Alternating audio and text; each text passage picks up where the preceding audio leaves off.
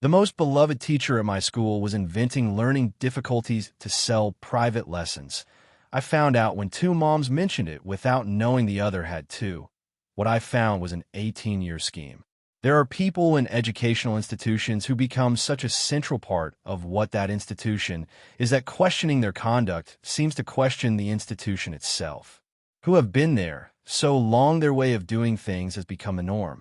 Who have the trust of so many families accumulated over so many years that the idea that that trust may have been used in a way that does not correspond to what families believed it was becomes difficult to process, even with the evidence in front of you.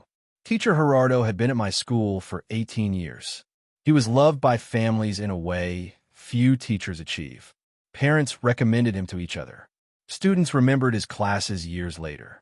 And he had been operating a scheme for some time that used exactly that trust as its main tool. My name is Patricia. I'm 46 years old. I'm the principal of a mid-sized public elementary school with 320 students and 22 teachers. I've been principal at this school for 8 years. Gerardo was 52 years old. He was a fourth grade teacher. He had arrived at the school before me, before several previous principals. He was part of the institution's landscape in the most literal sense. What I discovered that autumn was not the result of an investigation I had initiated. It was the result of two separate conversations with two mothers who neither of them knew the other had also had. The first conversation was with the mother of a girl named Valentina. She came to my office to request a meeting to talk about her daughter's progress. Valentina was in fourth grade. Her mother told me that teacher Gerardo had mentioned to her at a parent meeting that Valentina showed signs of difficulties in reading comprehension, that he had explained that this type of difficulty, if not addressed in time, could affect the girl's performance in later years, that he had recommended seeking specialized support, and that when she had asked what kind of support, he had said he himself offered private tutoring classes with a specific focus on reading difficulties, that she had been taking those classes with him for 2 months, that she was paying 700 pesos per session, that Valentina's performance had not improved notably, that she wanted to know whether from the principal's office there was any additional recommendation. I asked whether she had any formal evaluation report for Valentina that Gerardo had given her. She told me no, that it had been a verbal conversation. I asked for a week to review Valentina's file and give her an answer. I reviewed the file that afternoon. Valentina's formal evaluations showed no reading comprehension difficulty. Her grades were in the upper average range of her class. There was no observation from Gerardo in the file about difficulties of any kind. The second conversation was 4 days later, with the mother of a boy named Diego, also fourth grade, also Gerardo as his teacher. The conversation was almost identical. Gerardo had told her Diego showed signs of difficulties in mathematical reasoning, that it was important to address it early, that he offered tutoring classes, that they had been going for a month and a half, that she was paying 650 pesos per session, that Diego had not improved notably, that she wanted to know whether there was anything more she could do. I reviewed Diego's file. No documented difficulties. Grades in upper average range. No observations from Gerardo about problems of any kind. I closed the door of my office. I stayed in silence for a moment. Two mothers, for days apart, stories almost identical in structure. Two children with no documented difficulties in their files. A teacher who had informally identified problems the formal files did not support, and who had offered his own services as the solution. The pattern was clear. What I did not know was the extent. I did not go to Gerardo that day. What I did was what corresponded before any confrontation. Talk to the other mothers and fathers in the fourth grade group, discreetly, under the pretext of a satisfaction survey about the external academic support services students were receiving. A survey that was actually a way to identify how many families had had the same conversation with Gerardo. In the following week, I spoke with 20 of the 26 families in Gerardo's group. 17 had had a similar conversation. 11 of them were paying or had paid for private lessons from teacher Gerardo. The amounts varied between 500 and 800 pesos per session. The frequencies varied between 1 and 3 sessions per week. The average time they had been taking those lessons was 6 weeks. I reviewed the files of all 26 students in the group. Only 4 had formal observations of learning difficulties that had been documented and reported to parents through correct channels. The 17 who had had the informal conversation with Gerardo about difficulties had no documentation supporting those observations. I searched historical school records for whether there had been similar patterns in previous years. What I found required several days of review. Conversations with parents of students from previous generations who still had connections to the school through younger siblings. The pattern was old. Gerardo had been operating this scheme for at least 6 or 7 years, according to what I could reconstruct. Probably more. The number of families affected in that period was impossible to determine precisely, but it was significant. I reported the situation to the zone school supervisory authority before confronting Gerardo. Not because I could not handle it alone, but because what I had found exceeded what a school principal could or should handle without the corresponding institutional support. The zone supervisor's name was Carmen, and she had been in that role for 12 years.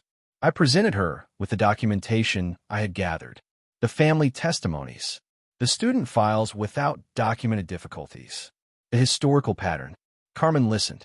She told me what I was describing was serious conduct requiring formal investigation, that the investigation process would include interviews with affected families, review of the files, and a formal confrontation with Gerardo in the presence of supervision and union representation given his seniority, that process would take time. That in the meantime, Gerardo would remain in the classroom because there was no immediate cause for preventive suspension given the conduct was outside the classroom, not in it. That last part was the hardest to accept. The formal process took 6 weeks.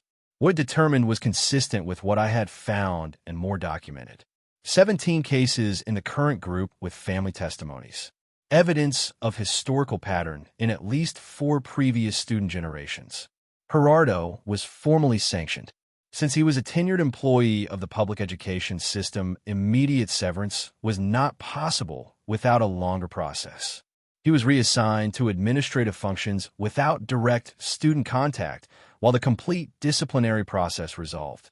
The affected families in the current group were officially informed of the findings. Students were offered a free evaluation with the zone school's special education team to determine whether any had real needs requiring attention. Of the 17 evaluated, 2 had real support needs. 15 had no documentable learning difficulty. What cost me most of the entire process was a conversation that does not appear in any official report. The one I had with Gerardo before the formal process began. It was not part of the protocol, but I needed to hear from his mouth what he had done and why before everything became documents and procedures. Gerardo told me the education system paid poorly. That private lessons were how many teachers supplemented their income. That what he did was different because he identified real needs in students.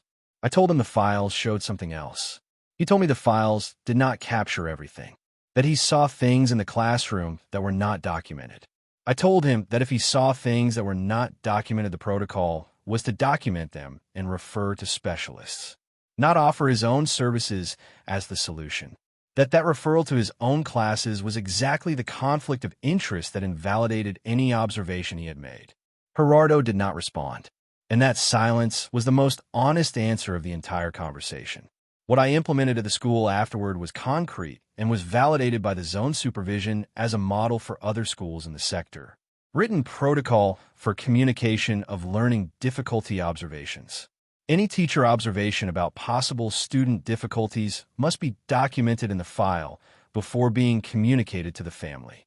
Communication to the family must occur in the presence of or with the knowledge of the principal.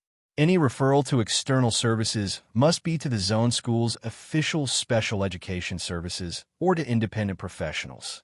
Teachers cannot recommend their own services as the solution to difficulties they themselves have identified. That last point should be obvious. The fact that it was not written down was part of why it had worked for years.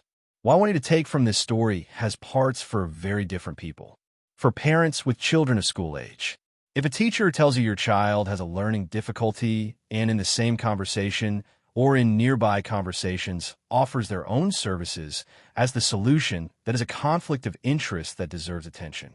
The correct response is to ask that the observation be documented in the student's file and to be referred to an evaluation with an independent specialized professional, not to hire the same teacher who identified the problem.